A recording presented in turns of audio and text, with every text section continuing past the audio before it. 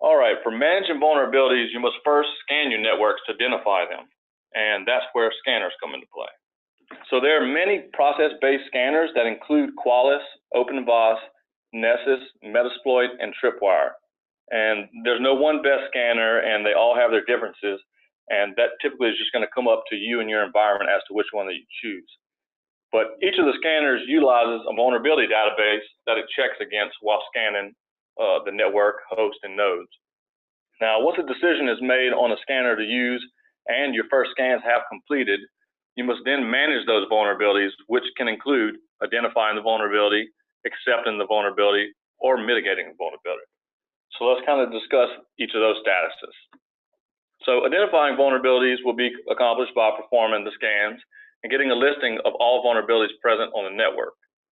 Whereas accepting vulnerabilities means that you have previously identified the vulnerability and you have now decided that the cost and or the time to mitigate that vulnerability outweighs the risk, or it could be that the appliance is required for business needs and there's just no updating or remediation possible.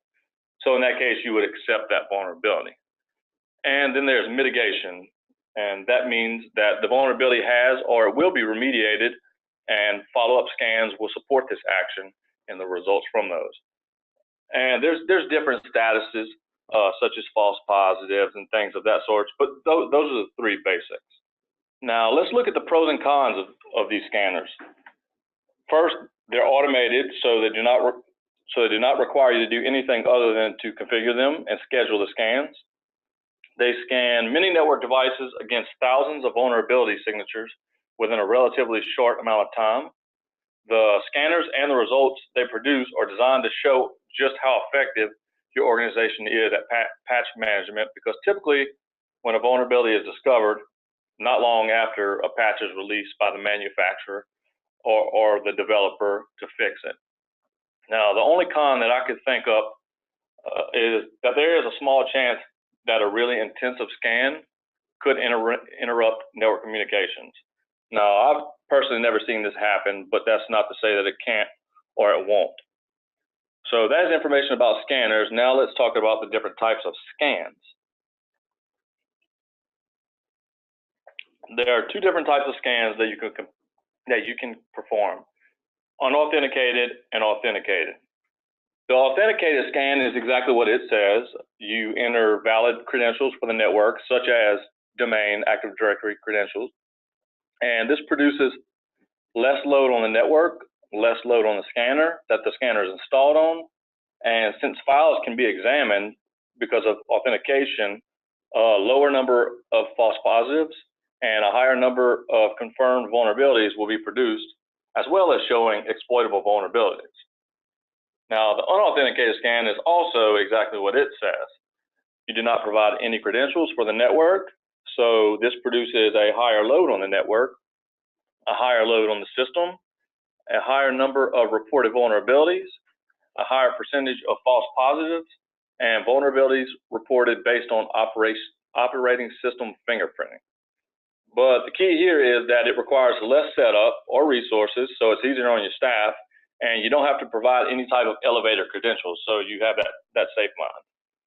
Now, the keys to a successful vulnerability management program are not only just scanning on a regular basis, but it's also taking the appropriate actions necessary for identifying the vulnerabilities, whether that is remediation or accepting them. Now we'll move on to penetration testing and kind of discuss where it comes into play and what the differences are between penetration testing and then vulnerability management. So penetration testing is completely different from vulnerability scanning and management. It is the practice of testing computer systems and networks to find vulnerabilities in an attempt to exploit them. So think of the vulnerability assessment or vulnerability scanning where you're identifying points on your devices and networks that need to get remediated. Well, the penetration test is going to actually identify those, and then they're going to actually try to get in. So penetration testing is also known as ethical or white hat hacking, as some may call it. These tests can be performed either internally or externally. With that said, external penetration testing involves the external public-facing IP addresses and may or may not involve some form of whitelisting on the firewall to ensure that the attacks to be performed are going to get performed efficiently, whereas internal penetration testing is a simulation of what an attacker could do if they gained access to the business network. The goal of both of them, external and internal penetration testing, is to exploit systems and networks in an attempt to gain access to confidential and sensitive information, or to just get elevated control of the environment, such as gaining access to servers and things of that nature. They will test your security program to give you a picture of where your organization's security posture is and what areas need improvement. This does not typically happen and has never happened to me, but I always like to mention. But there is a chance that some testing or tools used can cause interruptions in the network communications and/or server equipment. Like I said, I've never personally experienced that, but that's not to say that it couldn't or wouldn't happen. Now, there are many tools available on the internet that can be used to assist in penetration testing, but we'll just go over a few of the more known tools and some of the ones that I particularly like to have in my arsenal. So the first tool is Nmap, and Nmap is used to scan the network, to enumerate the network by checking for live hosts and then what type of services and ports that are open on those hosts. This is kind of like one of the basic tools that you use when you're doing external and internal penetration tests. AirCrack-NG is a tool that's used to perform many Wi-Fi penetration attacks. Wi-Fi Fisher is kind of similar. It's a tool that's used to create a rogue access point in an attempt to compromise a wireless network.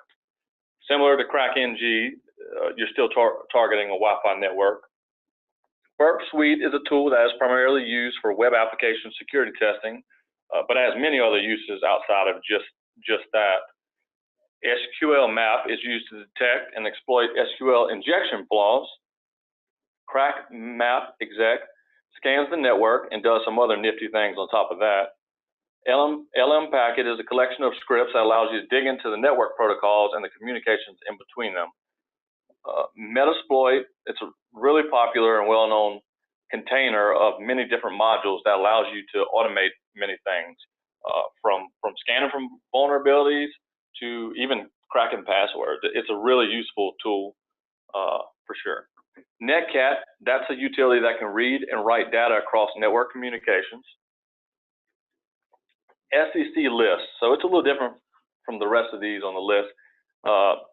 It's a collection of lists that includes usernames, passwords, URLs, and much more that you can use during testing. Some of the lists that it includes can be used to perform password dictionary brute force attacks.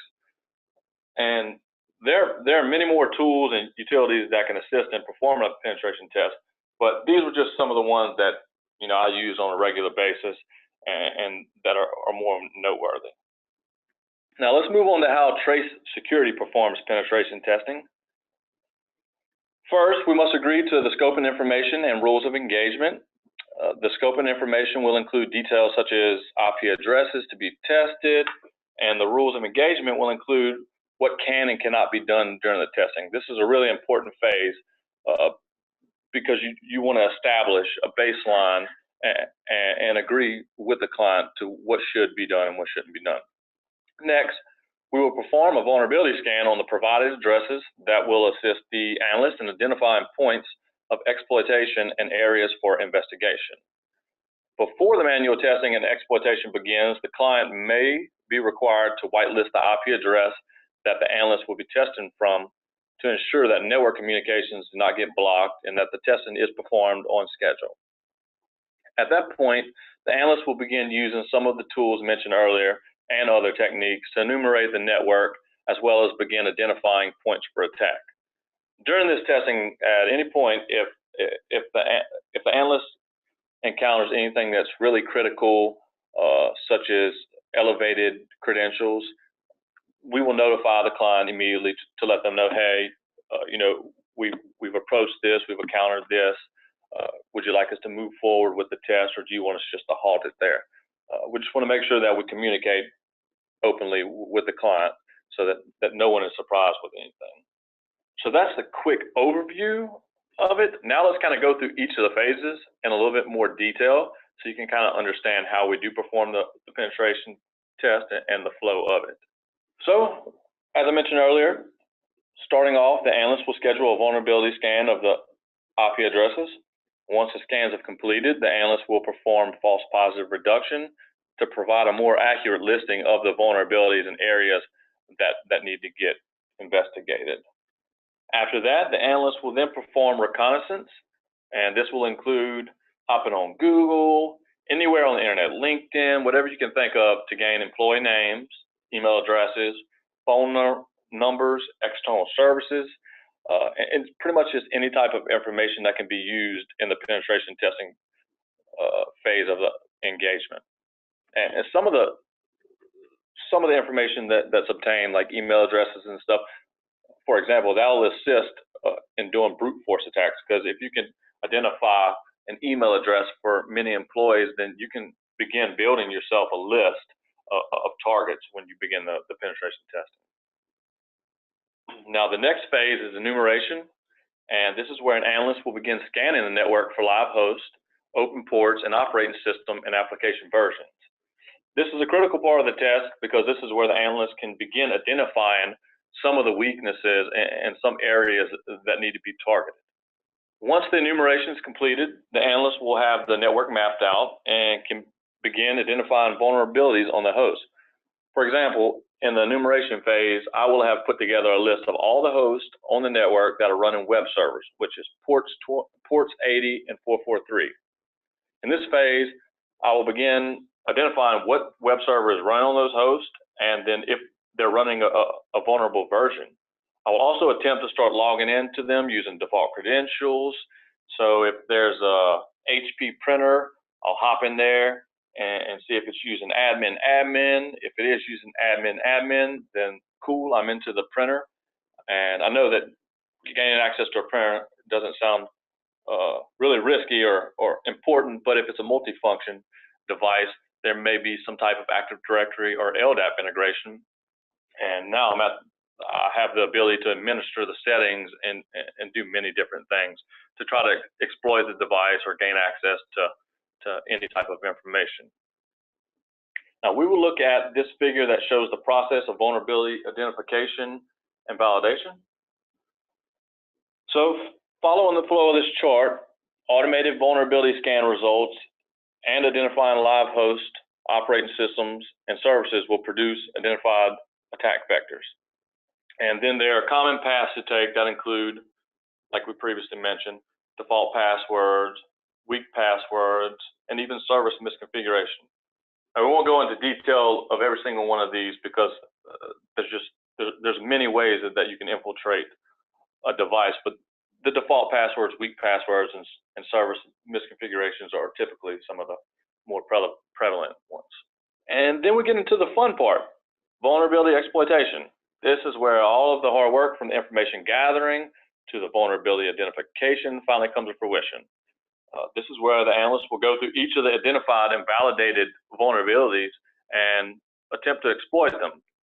That can be gaining access to a surveillance system using weak credentials or blank credentials, retrieving a password hash from LLMNR and MBTNS poisoning, or simply just finding an open company SMB share.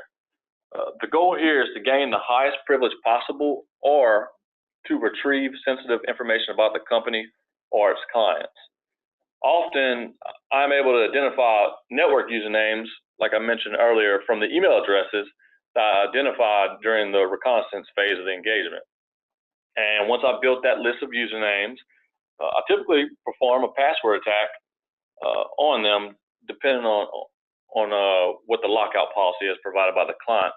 But more times than not, I'll always compromise an account by using simple passwords such as winter 2018 exclamation point, make the W capital, or fall 2018 exclamation point and make the F capital. More times than not, regardless of how the penetration testing is going for a client, I'll always find a few accounts using this type of password scheme. And then, of course, once I have a compromised account, it's only a matter of time before sensitive information or systems, servers, workstations fall into the unauthorized hands. And that's just one of the examples of the many attack vectors that hackers are going to take when they're attempting to breach a company's data and network. So during the engagement, our analysts will also gather screenshots of testing to provide evidence and reporting. This evidence will be scrubbed of any sensitive information such as passwords, account numbers, or any personally identifiable information. And once the testing is completed, the analyst will then remove any artifacts or methods such as newly created accounts on the network and systems that was used to complete the test. The analyst will then begin writing the report. The report will include an executive summary with prioritized recommendations for remediation. It will describe the vulnerabilities that were identified. It will describe the methodology and exploits that were performed. It will include screenshots to illustrate the testing, and it will provide detailed recommendations on remediating all vulnerabilities. These are typically comprehensive reports that take a lot of time and effort to produce to ensure that our clients are getting a good report that can assist them in improving their security posture while also reducing the likelihood of a data breach.